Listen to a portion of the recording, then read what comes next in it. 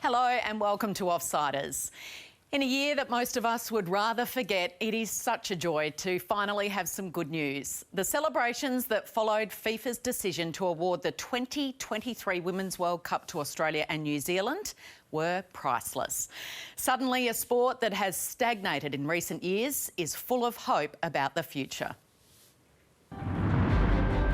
Now, I can announce the host country of the FIFA Women's World Cup 2023, which will be Australia, New Zealand.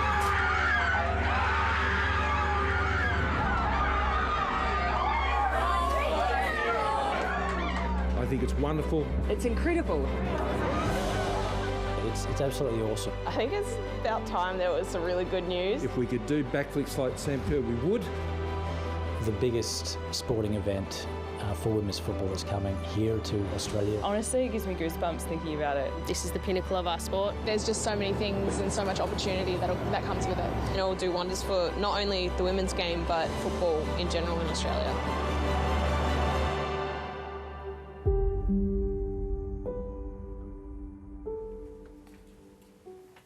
Yes, a lot of us breathing a very big sigh of relief. David Davutovic, welcome to you. Did you stay up late and did you get nervous? Were you nervous? Yes and yes, Cal. It was extraordinary. So about 2 a.m. we found out on Friday morning and the whole family was asleep, including the two kids. So I stayed up, I was quiet. And to be honest, having been in Zurich 10 years ago, I braced myself for the worst. And when I was watching FIFA President Gianni Infantino do his little spiel, I was just saying to myself, Colombia, Colombia. And when he said Australia and New Zealand, I couldn't believe it. What did you do? You couldn't scream because you couldn't wake the kids. A few quiet fist pumps and that was it. But I couldn't get to sleep for a couple of hours. The adrenaline was pumping. I don't think you would be the only one. Richard Hines, I'm sure you stayed up as well. What does it mean to the game in this country? As I mentioned, it has been sort of stagnated over the last few years. Yeah, I did stay up and it was just great hearing that Australia, and I think we drowned out New Zealand, so well done New Zealand as well. With oh yeah, cheering. they are the co-hosts. The co-host, yeah, so well done to them as well. But yeah, look, I always think there was something not quite right about the 222 bid in terms of the rationale, certainly the execution and probably the timing. This seems perfect. It's a perfect fit. I think the women's game's a great vehicle for the game as a whole to have this great good news story, a great event, but most of all to sort of carry that momentum and correct a few of the things that have got lost on the way. I think really importantly, there's a lot of faith in the current administration with Johnson and Nickau. They're football people and they're carrying the game forward. I think the way they've gone about it's been really good. So there's a lot to be really optimistic about for football all of a sudden, which is great. And Catherine Murphy joins us this morning as well. Morning to you. I guess, what does it mean for women's sport, do you think? Good morning, Kelly. Well, what a relief to actually have some good news in 2020. You cannot underestimate what this means for young women who are thinking about taking up the game. If you look at the figures from 2019, which is a World Cup year, in Victoria alone, female participation grew by 48%.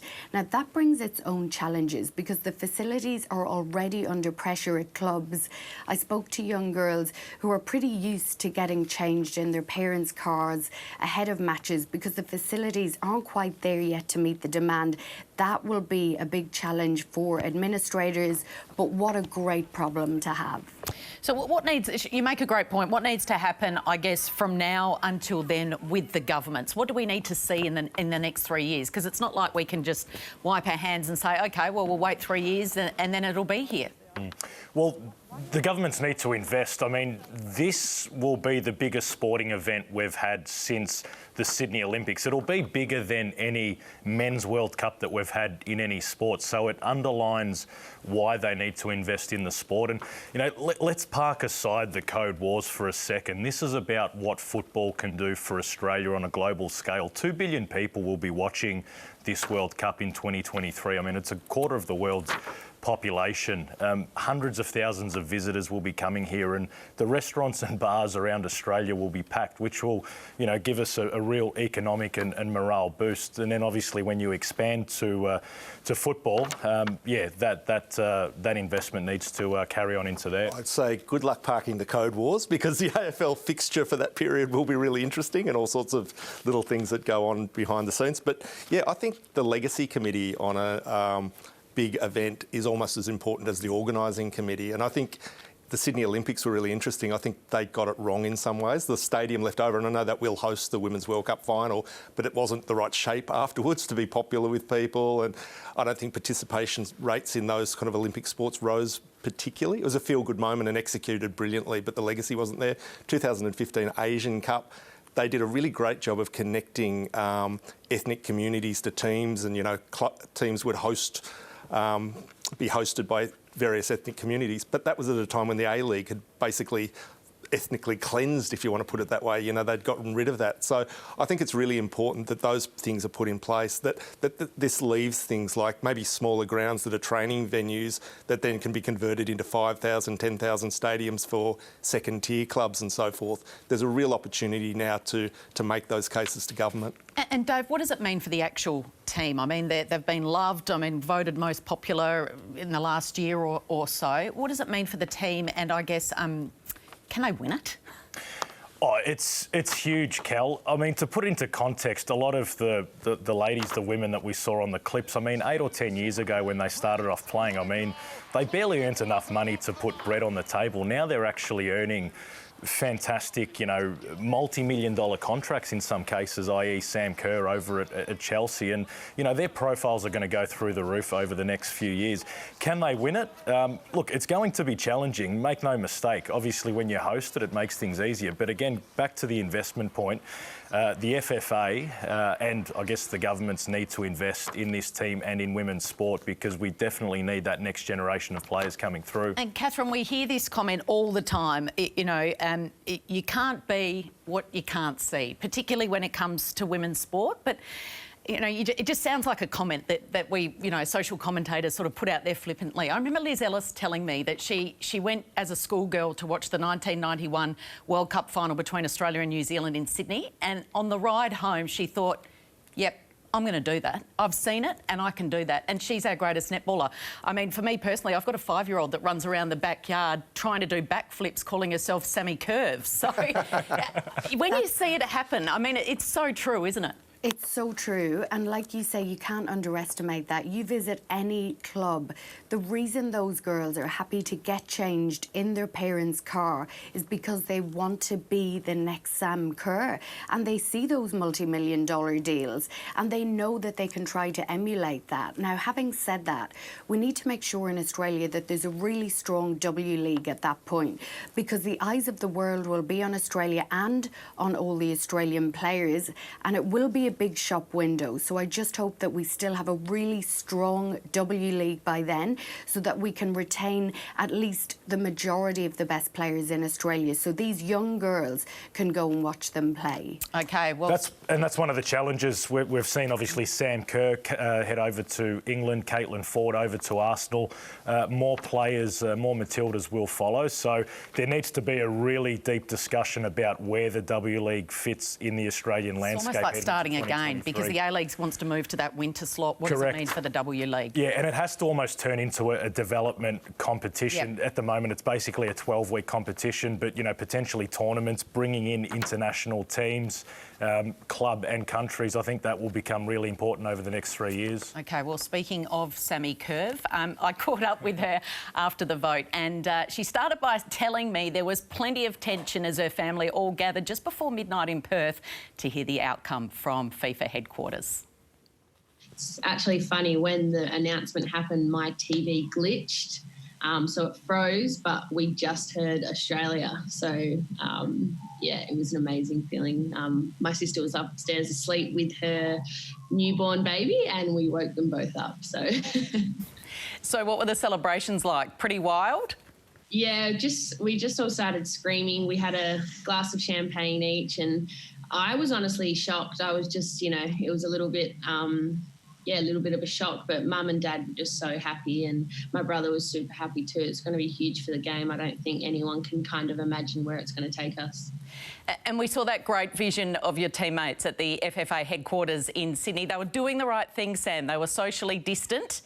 And then the announcement comes through. Have a look at this. And all hell breaks loose. What did you make of that? Yeah, actually, that made me quite emotional because, you know, there was more than just teammates there. It means so much more to other people than we could ever imagine, and so much hard work has gone into it. And it was good to see, you know, staff there that we see in and around, and the camps and stuff, and what it means to them. But yeah, it was an unbelievable video. I think that should be plastered everywhere because it just shows how much it means to us as a team. I think you're probably the first person in the world that's been beamed up onto the Opera House sails doing a backflip. Oh, I mean, that was one of those pinch yourself moments, wasn't it? I mean, I have friends all around the world that some don't watch football and they've seen that and sent it to me. I think it really had a bit of a buzz around it, seeing all the girls, seeing, you know, some of the legends of the game posted on it. It was just an amazing thing. And yeah, for me, it was a special moment too. So everyone is saying that this is going to do wonders for the game in Australia. What sort of impact do you think it will have? It will have a huge effect. I mean, I still love and look up to Cathy Freeman after the 2000 Olympics. Seeing her run around that track for Australia, brings the hairs on my neck standing up. So I can only imagine what it's going to do for young kids watching their favourite athletes in their own backyard. So the trend of top Australian players heading over to the big European clubs is obviously continuing, but where does it leave the W League here for the next few years, and how can we use this World Cup to elevate the local game? At the end of the day, it's our biggest squad. We have to take 23, and there's not 23 of us over in Europe. So the W League is, I guess, a breeding ground for those young players and those players that want to make the Matildas. And we have so many cases of people that have never made a youth team and made it in the W League, Loz Alloway, girls like that. So it's, I guess with everything that's gone on, you can say that, yeah, things are a bit unstable at the moment, but I think the W League will be a massive part in the FIFA Women's World Cup for the Matildas. And what about yourself personally? I mean, you've got the Tokyo Olympics next year, followed by the Asian Cup in India, and then the World Cup over the next 3 consecutive years. You're going to be pulled and pushed in every direction. How on earth are you going to cope with that? Yeah, I have good people around me that support me and help me, but it's going to be interesting, and it's going to be we're going to have to get used to it pretty quick smart, because it's going to be here quickly, and we're going to be walking out for that first game quicker than we can imagine. So it's going to be busy, but I'm just going to enjoy the moment. It's a once in a lifetime opportunity. You never know when your last chance to play in a World Cup is, let alone at home. So I'm just going to enjoy it and hopefully do my part to grow the game. Does your mind ever turn to lifting that trophy at Cathy Freeman Stadium? I mean, be honest, have you ever just skipped ahead and thought, wow, this would be pretty cool? Yeah, I mean, I've dreamed of everything possible, I think. That's why I've been such a nervous wreck. But, I mean, we've just got to focus on our preparation, because we cannot get ahead of ourselves. And, yeah, I mean, I would love to, but I'm trying to just focus on the now and not wish my career away, because when I get to that World Cup, I don't know how I'll be feeling, and I just want to get there. Well, you never know. The Cathy Freeman Stadium might become the Sam Kerr Stadium one day. Sam, thank you so much for taking the time out to have a chat with us on Offsiders, and we cannot wait to ride this journey with you over the next 3 years. Thanks heaps. Terrific stuff from Sam Kerr joining us a little earlier. I just wanted to pay tribute to a couple of forgotten heroes of Australia's 2023 World Cup campaign. Stephen Lowy, the ex-FFA chairman, who had to convince a reluctant federal government to back another World Cup bid.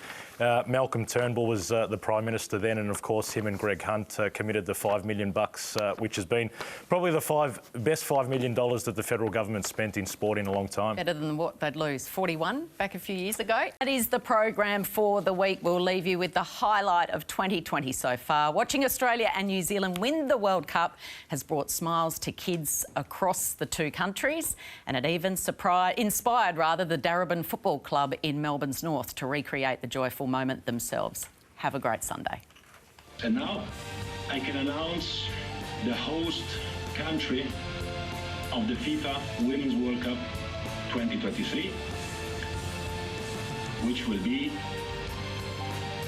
Australia.